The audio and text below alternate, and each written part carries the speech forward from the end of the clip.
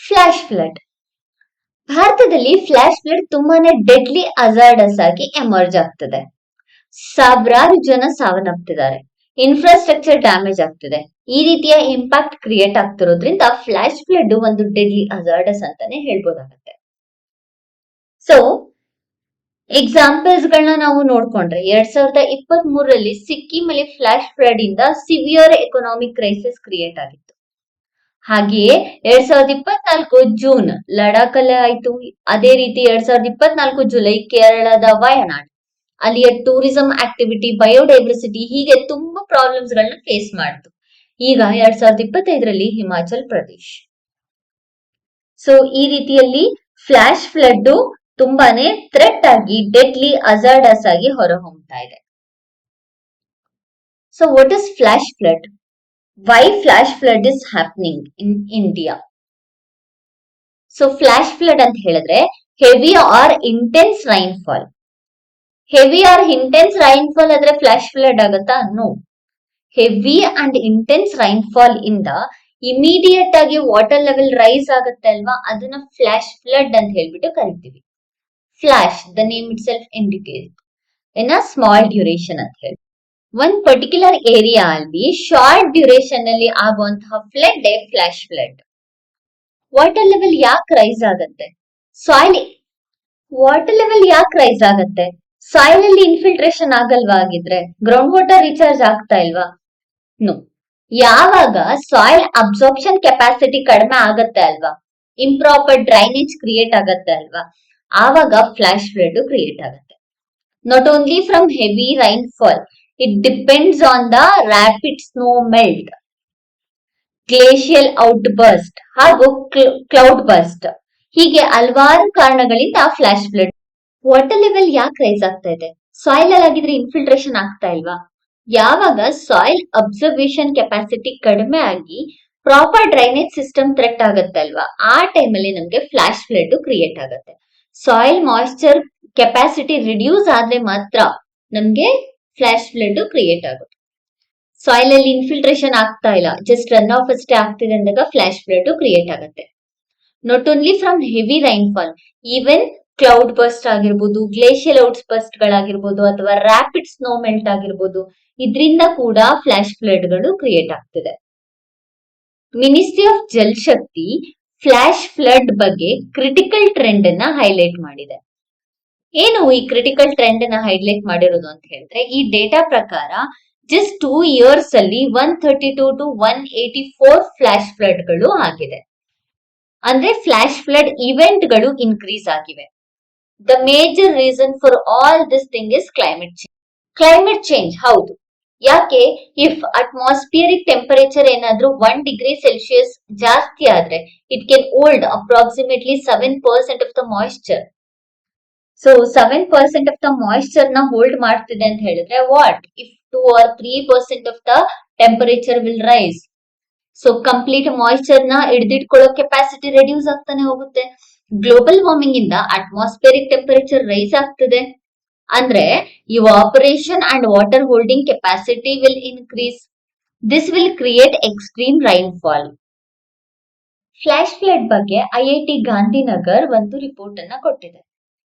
Recently natural ಅಜಾರ್ಡಸ್ ಅಲ್ಲಿ report ಅನ್ನ publish ಮಾಡಿದೆ. ನ್ಯಾಚುರಲ್ ಅಜಾರ್ಡಸ್ ಅನ್ನೋದು ಒಂದು ವೆಬ್ಸೈಟ್, ಅಲ್ಲಿ ಈ ರಿಪೋರ್ಟ್ ಅನ್ನ ಸಬ್ಮಿಟ್ ಮಾಡಿದೆ. ಈ ರಿಪೋರ್ಟ್ ಫ್ಲಾಶ್ ಫ್ಲಡ್ ರಿಲೇಟೆಡ್ ಸ್ವಲ್ಪ ಕ್ಲಾರಿಫಿಕೇಶನ್ಸ್ ನಮಗೆ ಕೊಟ್ಟಿದೆ. ಸೊ ಕೀ ಐಡೆಂಟಿಫಿಕೇಶನ್ಸ್ ಏನೇನು ಅಂತ ಹೇಳಿ ನೋಡ್ಕೊಳ್ಳೋಣ. Drivers of flash flood in the Indian sub continental river basin, ಆ ಒಂದು ರಿಪೋರ್ಟ್ ನ ನೇಮ್ ಇದು. ರಿಪೋರ್ಟ್ ನೇಮು, ನೀವು ಇದನ್ನ ಎಕ್ಸಾಂಪಲ್ಸ್ ಆಗಿ ಯೂಸ್ ಮಾಡಬಹುದಾಗತ್ತೆ. ಸೊ ಈ ರಿಪೋರ್ಟ್ ನ ಪ್ರಕಾರ ಹಿಮಾಲಯಾಸು, ವೆಸ್ಟರ್ನ್ ಘಾಟ್ಸು ಮತ್ತೆ ಸೆಂಟ್ರಲ್ ಇಂಡಿಯಾ, ಇಲ್ಲಿ ಫ್ಲಾಶ್ ಫ್ಲಡ್ ಹಾಟ್ಸ್ಪಾಟ್ಸ್ ಆಗಿ ಕ್ರಿಯೇಟ್ ಆಗ್ತಿದೆ ಅಂತ ಹೇಳ್ಬಿಟ್ಟು ಈ ರಿಪೋರ್ಟ್. ಸೊ ಹಿಮಾಲಯದಲ್ಲಿ ಯಾಕೆ ಅಂತ ಹೇಳಿದ್ರೆ, ಹಿಮಾಲಯದಲ್ಲಿ ಸ್ಟೀಪ್ ಟೆರೈನ್ ಇದೆ ಮತ್ತೆ ಎಲಿವೇಶನ್, ಇದರಿಂದ ಫ್ಲಡ್ ಜಾಸ್ತಿ ಆಗುತ್ತೆ. ವೆಸ್ಟರ್ನ್ ಕೋಸ್ಟ್ ಮತ್ತೆ ಸೆಂಟ್ರಲ್ ಇಂಡಿಯಾದಲ್ಲಿ ರ್ಯಾಪಿಡ್ ರನ್ ಆಫ್ ಆಗುತ್ತೆ. ಇನ್ಸ್ಟೆಡ್ ಆಫ್ ಪರ್ಕ್ಯುಲೇಷನ್ ಅಥವಾ ಇನ್ಫಿಲ್ಟ್ರೇಷನ್, ರ್ಯಾಪಿಡ್ ರನ್ ಆಫ್ ಆಗುತ್ತೆ. ಅದರಿಂದ ಕೂಡ ಫ್ಲಾಶ್ ಫ್ಲಡ್ ಕ್ರಿಯೇಟ್ ಆಗ್ತಿದೆ. ಕೆಲವೊಂದು ಸ್ಟಡೀಸ್ ಪ್ರಕಾರ only 25% of flash flood precipitation ಇಂದ ಆಗ್ತದೆ. ಅಂದ್ರೆ ಬರೀ ಮಳೆ ಬರೋದ್ರಿಂದ ಮಾತ್ರ ಕ್ರಿಯೇಟ್ ಆಗ್ತಿರೋದು 25%. So what about remaining percent of flash floods? Remaining percent extreme rainfall ಮತ್ತೆ ಸಾಯಿಲ್ ಅಬ್ಸಾರ್ಬಿಂಗ್ ಕೆಪಾಸಿಟಿ, ಈ ಎರಡರ ಕಾಂಬಿನೇಷನ್ ಮೇಲೆ ಡಿಪೆಂಡ್ ಆಗಿದೆ. ಈ ಎರಡರ ಕಾಂಬಿನೇಷನ್ ಇಂದ 75% ಆಫ್ ಫ್ಲಾಶ್ ಫ್ಲಡ್ ಕ್ರಿಯೇಟ್ ಆಗ್ತಿದೆ. Not only in flood risk areas, ಭಾರತದಲ್ಲಿ ಈವನ್ ಈ ಹಿಂದೆ ನಾವ್ ಯಾವ್ದೆಲ್ಲ ಏರಿಯಾಸ್ ನ ಲೋ ರಿಸ್ಕ್ ಏರಿಯಾಸ್ ಅಂತ ಹೇಳ್ಬಿಟ್ಟು ಕನ್ಸಿಡರ್ ಮಾಡಿದ್ವಿ ಅಲ್ಲ, ಅಲ್ಲೂ ಕೂಡ ಎಕ್ಸ್ಟ್ರೀಮ್ ರೈನ್ಫಾಲ್ ಆಗ್ತಿದೆ. ಆ ಏರಿಯಾಸ್ ಕೂಡ ಮುಂದೆ ಅಲರಾಮಿಂಗ್ ಸಿಚುವೇಶನ್ ನ ರೀಚ್ ಆಗಬಹುದು ಅಂತ ಕೂಡ ಹೇಳಲಾಗಿದೆ. ಸೊ ಕ್ಲೈಮೇಟ್ ಚೇಂಜ್ ಹೊಸ ಫ್ಲಾಶ್ ಫ್ಲಡ್ ಝೋನ್ಸ್ ಗಳನ್ನ ಫ್ಯೂಚರ್ ಅಲ್ಲಿ ಕ್ರಿಯೇಟ್ ಮಾಡುತ್ತೆ. ಕ್ಲೈಮೇಟ್ ಚೇಂಜ್ ಮತ್ತೆ ಗ್ಲೋಬಲ್ ವಾರ್ಮಿಂಗ್ ಹೊಸ ಫ್ಲಾಶ್ ಫ್ಲಡ್ಸ್ ಗಳನ್ನ ಕ್ರಿಯೇಟ್ ಮಾಡ್ತು ಅಂತ ಹೇಳಿದ್ರೆ threat, economic activity, human life, infrastructure ಇದೆಲ್ಲದಕ್ಕೂ ಕೂಡ ಪ್ರಾಬ್ಲಮ್ ಆಗುತ್ತೆ. I already told 75% of the rainfall 75% of the flood rainfall ಮತ್ತೆ ವಾಟರ್ ಅಬ್ಸಾರ್ಪ್ಷನ್ ಕೆಪಾಸಿಟಿ ಮೇಲೆ ಡಿಪೆಂಡ್ ಆಗಿರುತ್ತೆ ಅಂತ ಹೇಳ್ಬಿಟ್ಟು. ಸೊ ಇದರಿಂದ ಹೇಗ್ ಉಂಟಾಗತ್ತೆ ಫ್ಲಾಶ್ ಫ್ಲಡ್? ಯಾವಾಗ ಗ್ರೌಂಡ್ ಆಲ್ರೆಡಿ ವೆಟ್ ಆಗಿರುತ್ತೆ, it can not absorb more water, ಅಂದ್ರೆ ಮಣ್ಣಿನ ಸ್ಯಾಚುರೇಷನ್ ಲೆವೆಲ್ ರೀಚ್ ಆಗಿರುತ್ತೆ. ಅದು ರೀಚ್ ಆದ್ಮೇಲೆ ಅಬ್ಸಾರ್ಬ್ ಮಾಡೋದು ತುಂಬಾ ಕಷ್ಟ. So instead of absorption run of will increase. ಇದರಿಂದ ಫ್ಲಡ್ ರಿಸ್ಕ್ ಇನ್ಕ್ರೀಸ್ ಆಗುತ್ತೆ. And 20% of the extreme rainfall 6 hours ಅಲ್ಲಿ ಫ್ಲಾಶ್ ಫ್ಲಡ್ ಗಳನ್ನ ಕ್ರಿಯೇಟ್ ಮಾಡ್ತದೆ. ಹಾಗಿದ್ರೆ ಫ್ಲಾಶ್ ಫ್ಲಡ್ ಗೆ ರೀಸನ್ಸ್ ಏನು? Heavy rainfall and cloud burst. Heavy rainfall obviously ಇದರಿಂದ reverse ನ ಕ್ಯಾಚ್ಮೆಂಟ್ ಏರಿಯಾ ಫುಲ್ ಆಗುತ್ತೆ. ಸೊ ನಿಯರ್ ಬೈ ಏರಿಯಾಸ್ ಅಲ್ಲಿ ಫ್ಲಡ್ ಆಗುವಂತಹ ಚಾನ್ಸಸ್ ಇರುತ್ತೆ ಓವರ್ ಫ್ಲೋ ಇಂದ. Next cloud burst. Cloud burst ಅಂತ ಹೇಳಿದ್ರೆ ಸಡನ್ ಇಂಟೆನ್ಸ್ ಆಫ್ ರೈನ್ಫಾಲ್. ಚಿಕ್ಕ ಏರಿಯಾ ಅಲ್ಲಿ ಸಡನ್ ಇಂಟೆನ್ಸ್ ರೈನ್ಫಾಲ್ ಆಗತ್ತಲ್ವಾ, ಅದನ್ನು ನಾವು ಕ್ಲೌಡ್ ಬರ್ಸ್ಟ್ ಅಂತ ಹೇಳಿ ಕರಿತೀವಿ. ಇನ್ನ shorter duration, small duration and small area, ಇದನ್ನ ನಾವು ಕ್ಲೌಡ್ ಬರ್ಸ್ಟ್ ಅಂತ ಹೇಳ್ಬಿಟ್ಟು ಕರೀತೇವೆ. Next sediment deposition. ಅಂದ್ರೆ ರಿವರ್ಸ್ ಗಳಲ್ಲಿ ಸೆಡಿಮೆಂಟ್ ಡೆಪಾಸಿಷನ್ ಜಾಸ್ತಿ ಆಗ್ತದೆ ಅಂತ ಹೇಳಿದ್ರೆ storing capacity or carrying capacity reduce ಆಗುತ್ತೆ. ಅದರಿಂದ ರಿವರ್ಸ್ ಗಳು ಕೂಡ ಓವರ್ ಫ್ಲೋ ಆಗ್ಬಿಟ್ಟು ಫ್ಲಾಶ್ ಫ್ಲಡ್ ಗಳನ್ನ ಕ್ರಿಯೇಟ್ ಮಾಡುತ್ತೆ.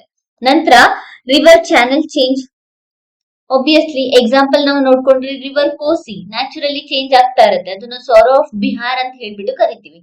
ಫ್ರೀಕ್ವೆಂಟ್ ಆಗಿ ಕೋರ್ಸ್ ನ ಚೇಂಜ್ ಮಾಡೋದ್ರಿಂದ ಕೂಡ ನಮ್ಗೆ ಫ್ಲಾಶ್ ಫ್ಲಡ್ ಆಗುತ್ತೆ. ನಂತರ ಹಿಮಾಲಯನ್ ಗ್ಲೇಷಿಯಲ್ ಮೆಲ್ಟ್.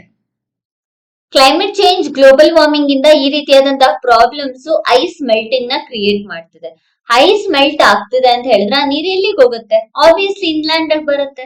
ಲ್ಯಾಂಡ್ ಅಲ್ಲಿ ಓವರ್ ಫ್ಲೋ ಆಗ್ಬಿಟ್ಟು ವಾಟರ್ ಲೆವೆಲ್ ಇನ್ಕ್ರೀಸ್ ಆಗಿ ಫ್ಲಡ್ ಆಗುತ್ತೆ. ಭಾರತದಲ್ಲಿ 1981ರಿಂದ 2020 ತನಕ ನೋಡಿದ್ರೆ ಪ್ರೀ ಮಾನ್ಸೂನ್ ರೈನ್ಫಾಲ್ ಜಾಸ್ತಿ ಆಗ್ತಿದೆ. ಅಂದ್ರೆ ಮಾನ್ಸೂನ್ ಗಿಂತ ಮುಂಚೆ ಮಳೆ ಆಗತ್ತಲ್ವಾ, ಅದು ಜಾಸ್ತಿ ಆಗ್ತಿದೆ. ಇದರಿಂದ ಫ್ಲಡ್ ಆಗ್ತಿರೋದು ಡಬಲ್ ಆಗ್ತಿದೆ. ಮಾನ್ಸೂನ್ ಪೀರಿಯಡ್ ಅಲ್ಲಿ 56% ಆಫ್ ದ ಪ್ರಿಸಿಪಿಟೇಷನ್ ಆಗ್ತದೆ. ಹಾಗೆ ಪೋಸ್ಟ್ ಮಾನ್ಸೂನ್ ಅಲ್ಲಿ 40%, ವಿಂಟರ್ ಅಲ್ಲಿ 12.5% ಪ್ರಿಸಿಪಿಟೇಷನ್ ಜಾಸ್ತಿ ಆಗಿದೆ ಕಂಪೇರ್ಡ್ ಟು 1980. ಸೊ 1980 ಮತ್ತೆ 2018 ಗಳಿಗೆಯನ್ನ ನಾವು ನೋಡ್ಕೊಂಡ್ರೆ 70% of the flash flood increase ಆಗಿದೆ ಮಾನ್ಸೂನ್ ಪೀರಿಯಡ್ ಅಲ್ಲಿ. ಇನ್ನ ಕೀ ಫೈಂಡಿಂಗ್ಸ್ ಗಳನ್ನ ನೋಡ್ಕೊಂಡ್ರೆ ರಿಪೋರ್ಟ್ ಏನ್ ಐಡೆಂಟಿಫೈ ಮಾಡಿದೆ ಅಲ್ವಾ, ಅಲ್ಲಿ ನೋಡ್ಕೊಂಡ್ರೆ ಆಲ್ರೆಡಿ ಗೊತ್ತಾಯ್ತು. ಹಿಮಾಲಯದಲ್ಲಿ ಸ್ಟೀಪ್ ಟೆರೈನ್ ಇಂದ ವೆಸ್ಟರ್ನ್ ಕೋಸ್ಟ್ ಅಲ್ಲಿ ಮತ್ತೆ ಸೆಂಟ್ರಲ್ ಇಂಡಿಯಾದಲ್ಲಿ ರನ್ ಆಫ್ ಜಾಸ್ತಿ ಆಗೋದ್ರಿಂದ ಫ್ಲಾಶ್ ಫ್ಲಡ್ ಕ್ರಿಯೇಟ್ ಆಗ್ತಿದೆ ಅಂತ. ಇನ್ನು ಹೈ ರಿಸ್ಕ್ ಏರಿಯಾವನ್ನ ನಾವು ನೋಡ್ಕೊಂಡ್ರೆ ಗಂಗಾ ಬೇಸಿನ್ ನಾವು ಹೈ ರಿಸ್ಕ್ ಏರಿಯಾ ಅಂತ ಹೇಳ್ಬಿಟ್ಟು ಕರಿಬಹುದು.